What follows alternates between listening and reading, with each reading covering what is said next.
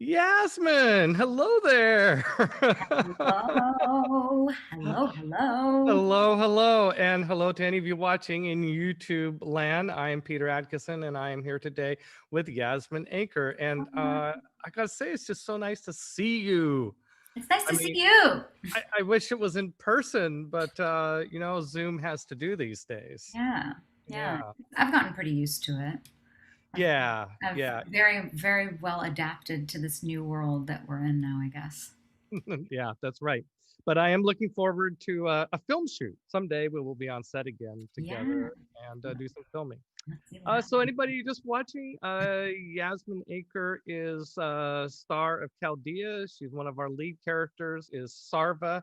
If you've watched chapter 2, which was released just last week from the time we're doing this interview, you can see the beginning of her story, which is not quite the same as the beginning of Yasmine's story. So this is behind the scenes. So Yasmine, I'd love to be able to introduce you in a way to our Yeah, and ask you a little bit about your life so that yeah. people who like Chaldea can learn more about this awesome person that plays Sarva. Oh, thank you. Yeah, I'm down to share. What do you want to know?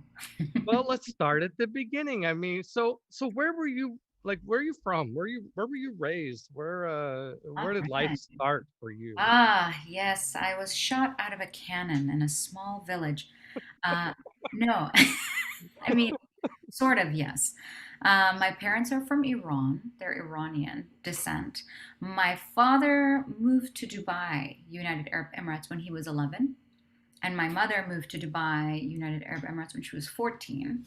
So they had lived there for quite some time. I have a lot of siblings, uh, one biological sister, two biological brothers, and one adopted sister. They're all older than me. My eldest brother is nearly 20 years older than me. So I Oh was the wow. little itty bitty chicklet left at the the little oops baby at the end of the ride. And I was born in Dubai, UAE.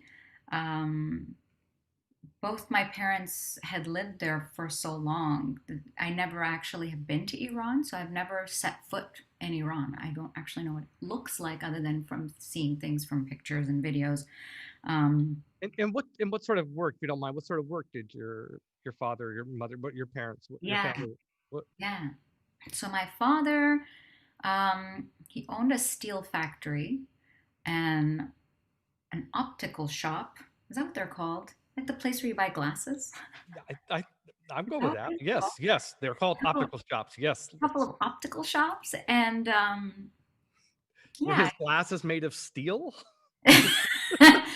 He was kind of like a jack of all trades. He had a lot of really completely random interests. So he had optical shops, steel factory. He loved working on cars and with cars. So like part of that place was like for making cars and tanks, like like those those things that you make that you attach to like a truck, and then there's like things in it. Oh, right, Wow, right. English is truly my third language. The things with the wheels, and then it's a top Right. and a bottom, and you drag things. With a pump. It's got a pump on it, right? Yeah, yeah, Yeah, yeah. yeah, yeah, yeah. I He had made one in the back of my pickup when I was on the farm, yeah, yeah. Yeah. He made those. Hmm. He was kind of like a business man, and bought and sold things. That was really funny watching him do that throughout my life, because sometimes he bought and sold some really random shit, and we would really highly advise against it. We're like, what are we gonna do with this much salt? He's like, don't worry about it. I've got it covered. I'm like, okay. Like, why do we have all these Persian rugs? I bought them. You're like, but why?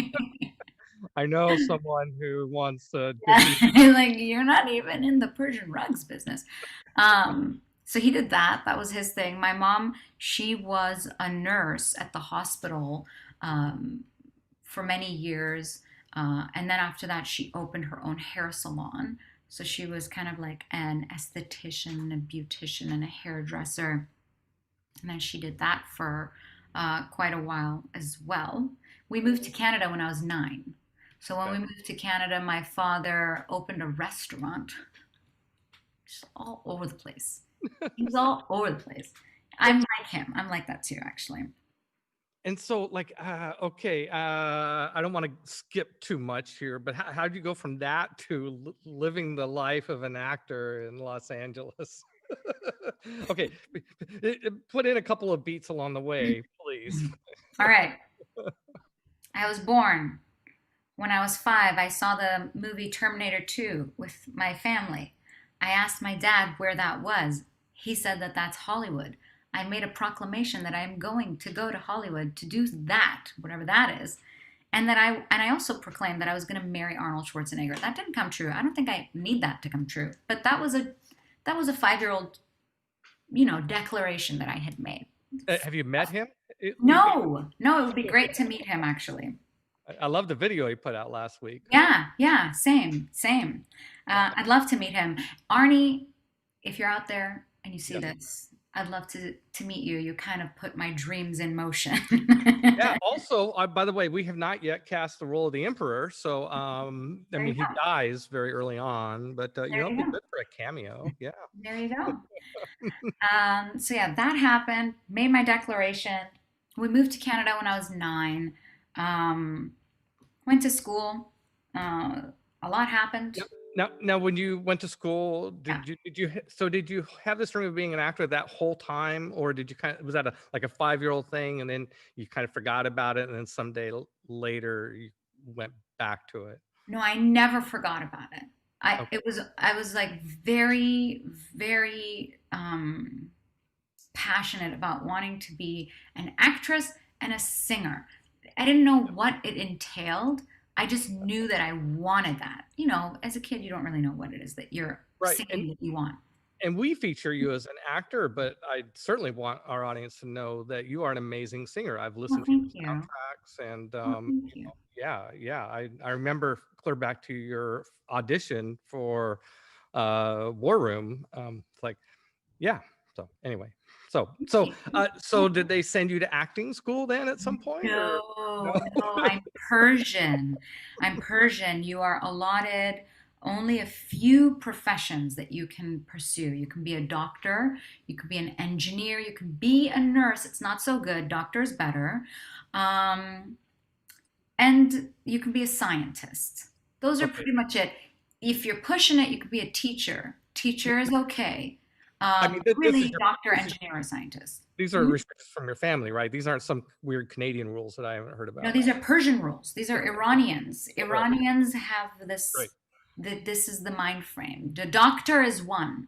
Right. That's the first thing that you should try to be. If you can't be a doctor, then you can be an engineer or another kind of scientist of some And sort. an actor is not on that list. Not on that list. The arts are not on that list. Dancing is forbidden. Yeah, it wasn't Yeah. the cult that I was raised in too. Dancing is forbidden. I'm pretty sure in Iran, actually, for a really long time, music was forbidden. I think maybe it still is. Secular music is forbidden. Um, that's fucked up. But anyhow, I digress. Language, Yasmine. This is families. My bad. You'll Okay, beep we're allowed that. You'll beep that out, right? one f bomb per episode. There we go. So that's You'll beep that in post. I Um, was hoping to use it though. Oh well. I didn't get any house rules before we started. So yeah, no, I wanted to do that, but of course that wasn't like a thing that you could, realistically want to do. Sure. So I didn't even do like drama in high school because that was, yeah, it was just not a thing that you could do.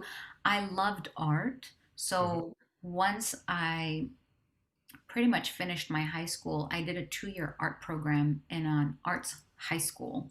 So I did a visual art program where I did, like, I painted and I chiseled marble. I did like silk screen prints and like, yeah, just a lot of like really beautiful. Now you're really building up to the dramatic moment. Like what I think you're gonna like run away from home, like catch a bus Oh, to. that happened many times. I've ran away from home a couple times. Um, yeah, You so are I a bit strong spirited, I must say. right. Um, So I went to college. Well, we in Canada we call it university, but here you guys call it college. Went to university, and I was in my third year. Yeah, and it was like 2 months before. Uh, was I in my third year or fourth year? Oh, wow. Yeah, no, actually, I think I was We're not almost. going to do any fact checking Yeah, now. I was a few months shy of graduating or finishing or completing or whatever the heck it was that I was doing, and I told a friend of mine that my dream always had been to become an actress or a singer, and he was like, "Well, why didn't you do it?" And I was like, "Well, that's not really a thing. You can't do that. That's not a thing that you do. You just like, that's like a dream that you have. Like it's like a Right. thing that you carry with you to your deathbed, and you're like, uh, I had I the same want. thing about directing films. It wasn't until I turned 50 that I went to film school. You, See, you have you a at thing. least You got hold, on it. yeah, Yeah, you at least got on it get it. faster than I did. Yeah. Well, I wasn't gonna get on it. He got me on it. He was like, "You should go," and I was like, "Well, like maybe later in life." He's like, "No, if you finish your degree, you're probably gonna start working in your field. You're probably gonna be doing what it is that you're doing, So, and and so you 3 months. know, Okay, I'm already anticipating the punchline. 3 months for graduation, you quit yeah." school so And that you and wouldn't and I get had your received a $60,000 scholarship to go to university. Oh So you my. can't imagine how I think my parents exploded. Have you talked to them since? I mean, My mom still brings it up. She still reminds me that I'm only a few credits shy from graduating, and if I wanted to, I could go to university and be a respectable, you could be some. science oriented human being. All right. Which I'm not. I am. I actually am very science oriented, anyways. Regardless. Uh, but yeah. So I left. You quit school and moved to LA. I quit school and I moved to Toronto. Toronto. Oh, of Yeah, because course. I was living in London, Ontario at the time, Mhm. and I didn't show up for my final exams. That's basically what I did. I just didn't show up for my final exams, and we filled up a U-Haul, and we plopped me in front of this random apartment um, complex, and I got myself a two-bedroom apartment in Toronto, and I showed up. And at through those 4 years that I was in college, I was working at the bank Mhm. uh, as my summer jobs and my jobs that were kind of going on. And so I asked to be transferred to HR, the HR department in Toronto. So I worked in the head office of TD Canada Trust for a little bit so that I could get my feet on the ground. And I bravely kept breaking into an office that I knew there was an agency in that office. Like I Okay. knew there was an acting agency in that building. So I would visit this building. I would like wait for someone to like pass through, and I'd like open the door behind them, and I'd like Oh my go up God. to the second floor, and I'd show up, and I would knock on the door and say, hey, like my childhood dream was to be an actress. That's always a good opening. Yeah. Yeah. And of course, I didn't know anything. I was studying psychology and early childhood education with like chemistry and art and like drawing and painting. Again, I hadn't been taking drama. Like I didn't know what it entailed. I really didn't. Um, so I thought that's what you do, right? You just like tell them, I'm Yeah. ready. Yeah. Like I'm ready. let's Pick do me. it. Yeah. Yeah, Let's go. it's me. I'm here. Everyone's been Put me in a waiting. role. Yeah. so, so I'd show up and I'd tell the agent that I think I really need to like get an agent, and he would send me home. And he would say, "No, that's not how you get an agent." I'm like, "Well, I don't know how it is that you do get an agent, but like I'm here and you're an agent." Um, it seems it seems like it would make sense. And so I went back a second time, a third time. I think whether it was at the third time or the fourth time, he got upset with me. And he said, "You're very green." He's like, "You don't know anything about this industry. That's why you keep doing these things, because you don't know anything." And he's like, "And I'm not going to be as nice to you. I'm going to send you to an audition tomorrow. And if you don't book it, I never want you to step back in this office." And I booked it. You booked it. I booked it. Nice. But okay, so no acting training. None. I Have didn't you ever had acting beginning school. training later ever? Yeah, of course. I mean, oh my God. I mean, Yeah. Throughout the years, I've taken classes and gotten coached and have read, and like you dive into things and you want to learn sure. more and more. And I've learned a lot from watching my own friends and helping them with their self tapes. And you Right. just kind of go through the process through the years, and you get better and better at it. Um, Yeah. Man, if you want to get a good laugh, watch some of my first few things that I ever did. It's rough. It's Okay. really Well, we'll try. it's Post it really in the rough. comment field. Okay, so you but then eventually, of course, you moved to LA. Yeah. Yeah, I'm trying to get up to where With the same insanity, by the yeah, way. same insanity.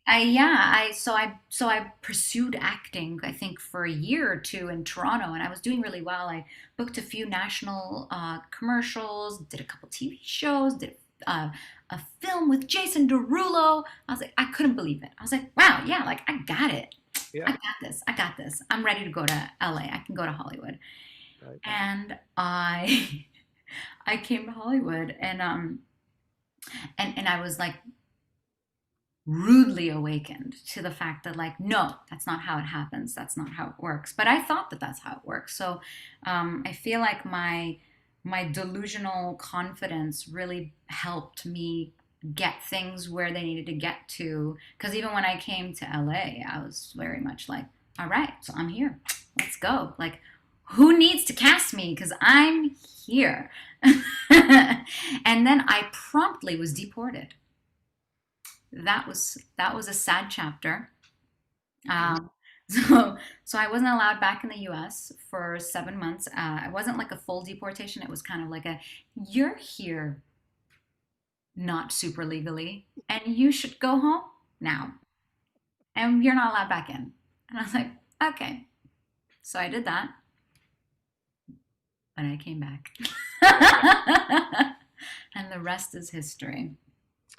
Well, our history starts in I think 2014 Yeah. when so making our first Chaldea film, which the War Room, the live action part of it is, we call it Toy Soldiers, and I was looking for a woman who was Middle Eastern for this. It is me. Yeah, and I don't know, it was love at first sight for me. I mean, I just was like blown away. I remember afterwards I told Amy Renee, who was our casting director, says, "I want her." This is Oh, it's so sweet. yeah, it was we knew right away. And you came up to and that was the beginning of Sarva. We didn't have her I don't think that was her name yet, but yeah, I think it was. Maybe I think it was. We weren't sure where the character was going to go yet. We had written this that particular chapter, which actually comes out next week. Chapter 3 is starring Stefan Hayek as Reiswitz, and and Uncle Duke as the old toy maker. Is a is the first chapter in his story arc, and then it's like, okay, we had to figure out, okay, now how do we tell the Sarva story that gets her to be in that spot at that time, and then where does it go from there? And it was great. So what did you so let's talk about Sarva for a bit, if you don't mind. So I'm always curious, like, what is how does an actor describe their character? Like, how would you describe Sarva to let's say I wasn't your director, I was just your friend, and it's like, what is this role you're Yeah. doing? Who's this character? I feel like she's like this female warrior leader person who is very um, misogynistic, but in reverse. Yes. Like she kind of she appears to be a little rough around the edges, and she's got her guard up. She obviously is very tender and kind with children and with animals and with like the people that she cares about. But she has like a very rough shell around her, and kind of is very guarded in that manner, and in the way that she kind of holds herself. But she's a very powerful person in a lot of ways. She's very self-assured and confident, and she knows she's a good leader. She just, maybe she's too confident. She's very cocky. That's kind of how I would describe her. And of course, she's a warrior who's leading an army of mostly men. So she's very much she stands out in the world that she is, because not in every part of this series is that an acceptable thing. Right. Um, Right. so in But her yeah, reality, it feels acceptable, but in a lot of other realities that she you know lives in, it's not necessarily normative. yeah. Well, the kingdom she comes from, Akkadiya, is a female-dominated society, Yeah, ruled by the priests of Ishtar and priestesses of Ishtar, and she has a little problem there and gets exiled from yeah, Akkadiya, yeah. and so now she's running around with a bunch of white dudes who are equally sexist, but in the other direction. In the other direction, yeah, yeah, Yeah, so yeah, it's uh the conflict almost writes itself, so but yeah, I would say she's pretty impulsive. I think yeah, is one of her traits. Sometimes she's very prone to action, and yeah, sometimes she charges in without. yeah. Charge in, think later. Yeah, yeah, but she's really sharp. She is a brilliant military mind. She was basically a commander of troops back in Acadia, and she brought some of her troops with her. Um, so what do you like best about her? I think what I gravitated towards back in 2014, I gravitated towards the fact that she is an empowered female character. And I think that's the thing that I've gravitated to throughout. I think that's the thing that I've liked most about her, and the ability to be able to play a character that has an accent. I love playing roles with different accents and being able to portray characters from different parts of the world, not in a way that's kind of like making fun, but to be able to Oh yeah, portray them from a place where that too can sound sexy and that too can sound strong.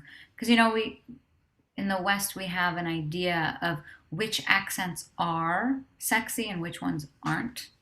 mm, And I feel like one of my own personal goals every time that I play an accent is to play with that and to try and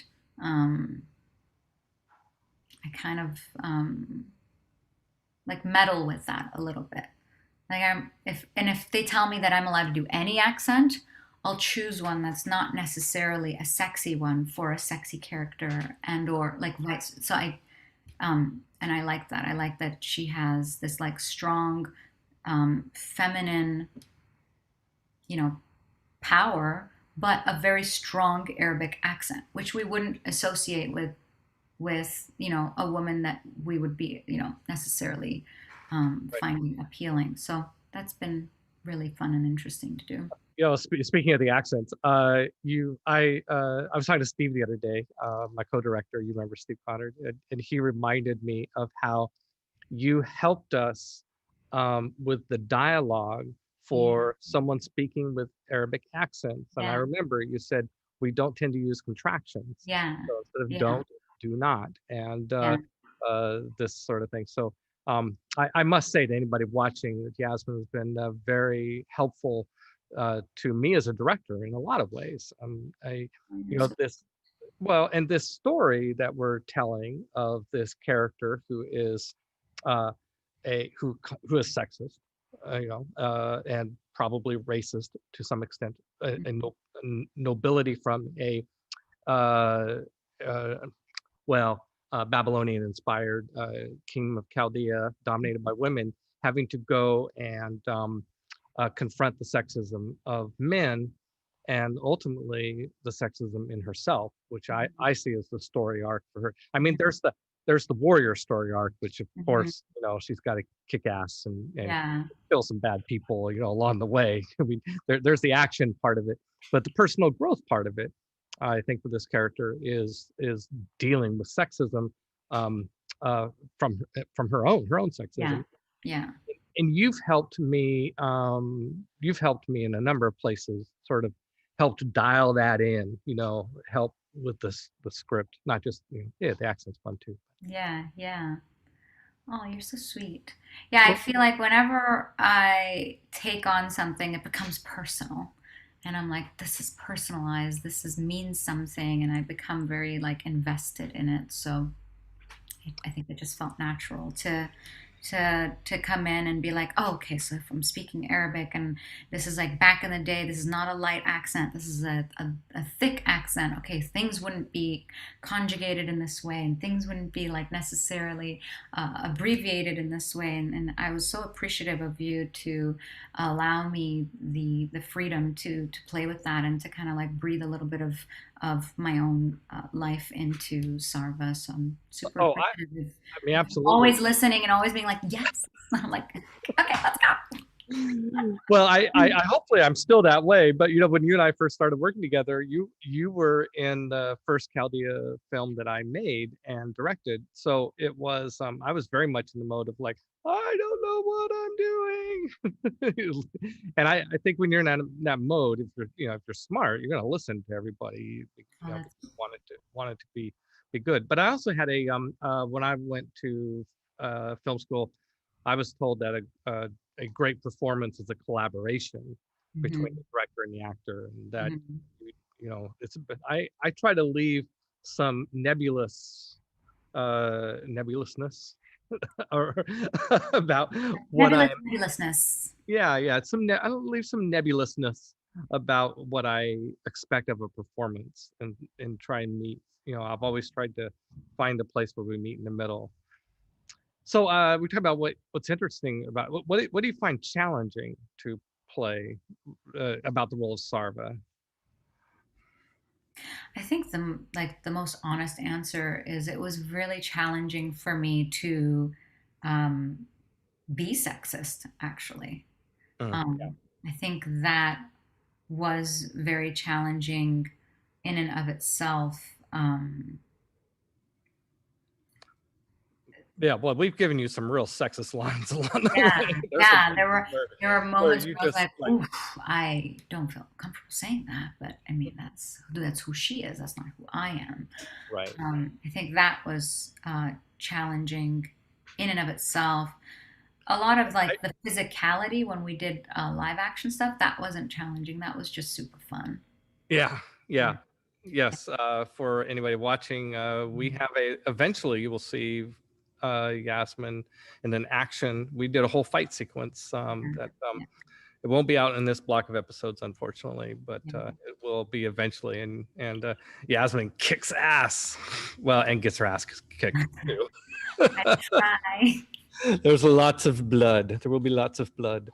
Uh, yes, back to the challenge of being sexist. I remember a moment where you were acting with Jeff Berg, who plays Johan, and Mhm. you came to me and said, "He is so. It's so hard. It's so hard for me to say this to him."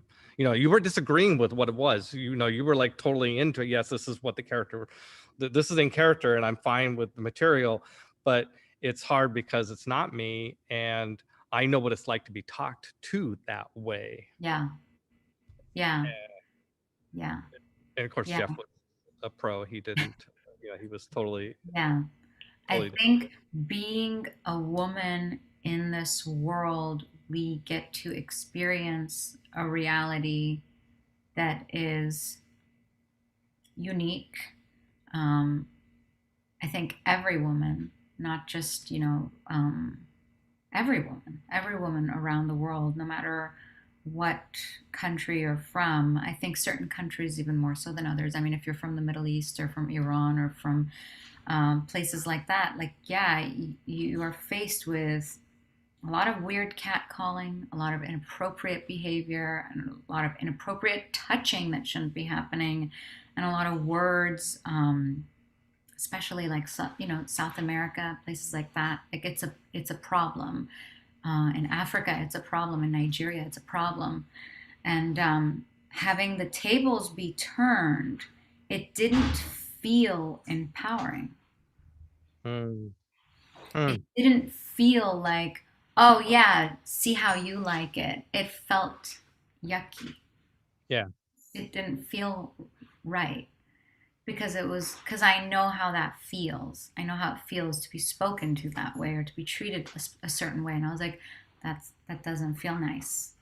And of course, being a woman, whenever I've had to be on a show and get mistreated by a co-star, just for the movie or the show or whatever it is that we're doing, when I have been in scenes where either I've been brutalized physically or said things to that were not appropriate, or I've even been in a film where I was raped, and um, it doesn't, that it's not real, but it feels extra wounding because the lived experience as a woman also experiencing that. And so it felt wrong to do it to another actor. I was like, oh, I don't want to wound him.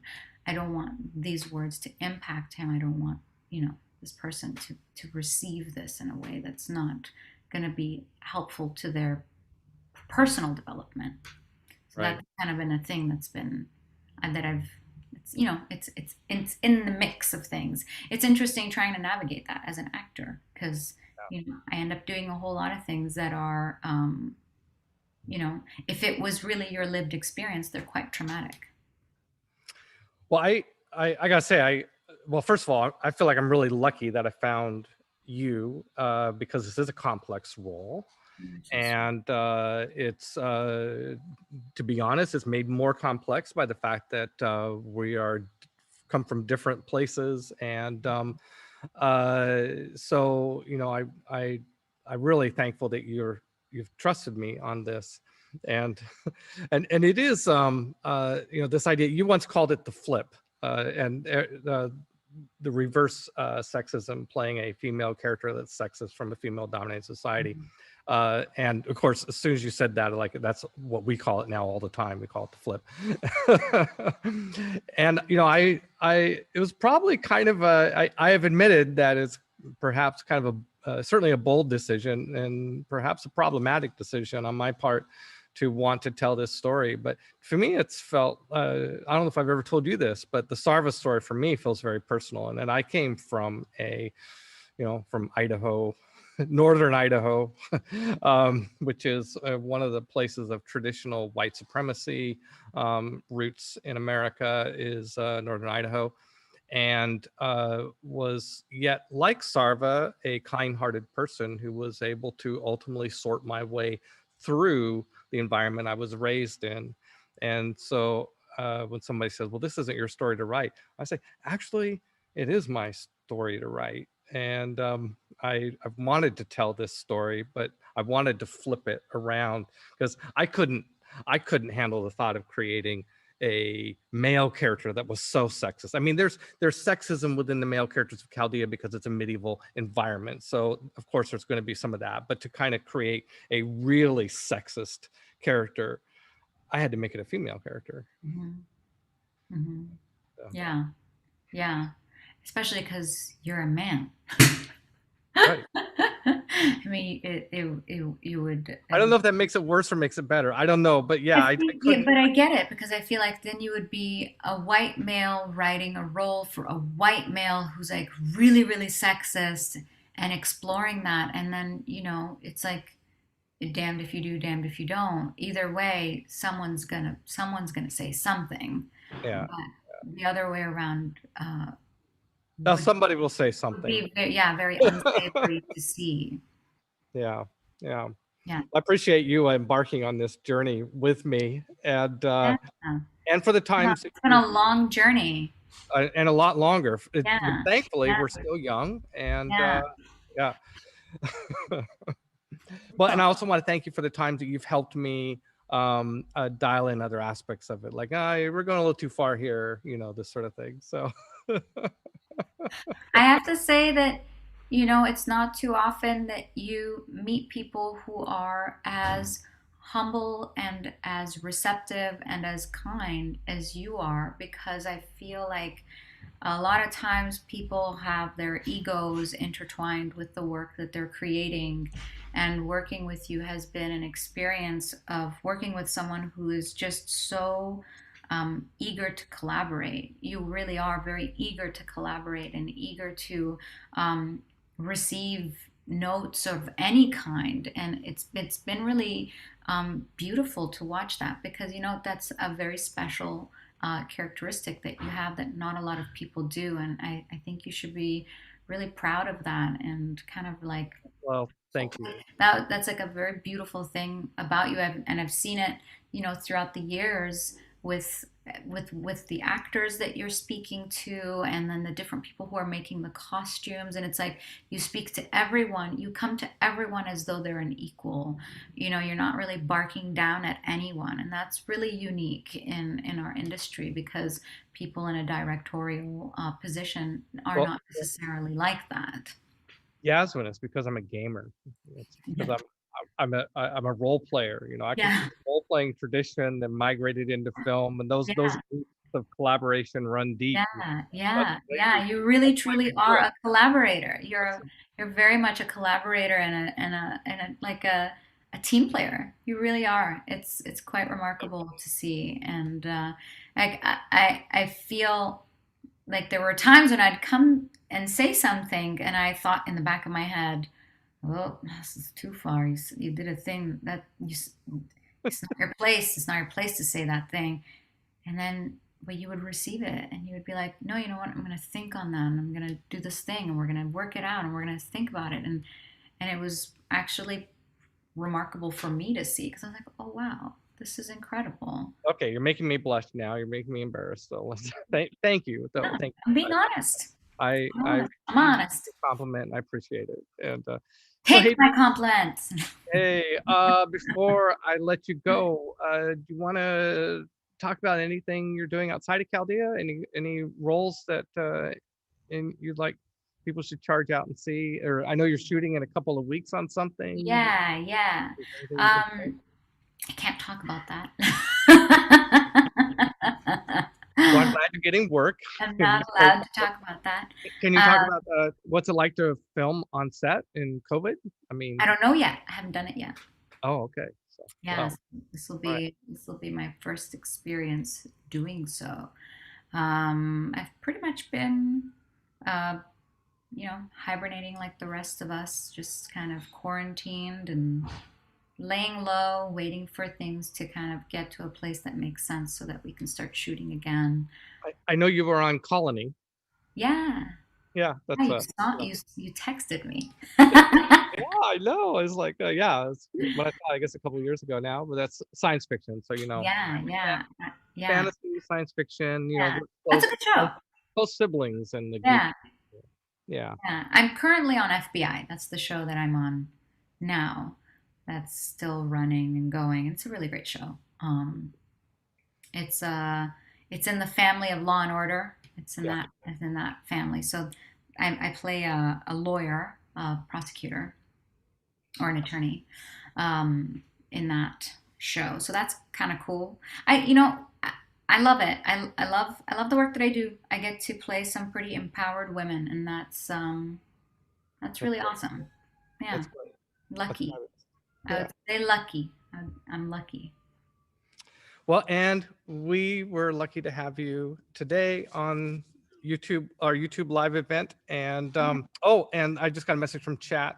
You were in the 100, right? I was, yeah, yeah. I missed you in the 100. Yeah, yeah. I'm Perry Gordon. I am the scientist on the ship of yeah, yeah. Before everything goes down.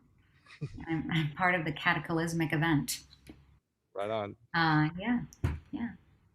All right. Well, I'm going to let you go. Thank you so much for joining us today. It was Yeah, great thank you to for it's having great to me. have a type of conversation that we don't get to have when we're working together professionally. You know, it's always like there's something about filmmaking. It's always so rushed. It's always like, oh, you're here. With Okay, intensity, yeah. yeah. Checked in. Have you got your script? You got to go to costuming, hair and makeup. You know, on set things. You know, it's nice to just sit and. I hadn't heard most of your life story, so it was great. Yeah, thank you for having me. I appreciate it. Absolutely. Yeah, it's good All to right. see you. Yay, thank you. Hi. Yes, and Steve Conard said thank you, Yasmine, in chat. Well, thank you, Steve.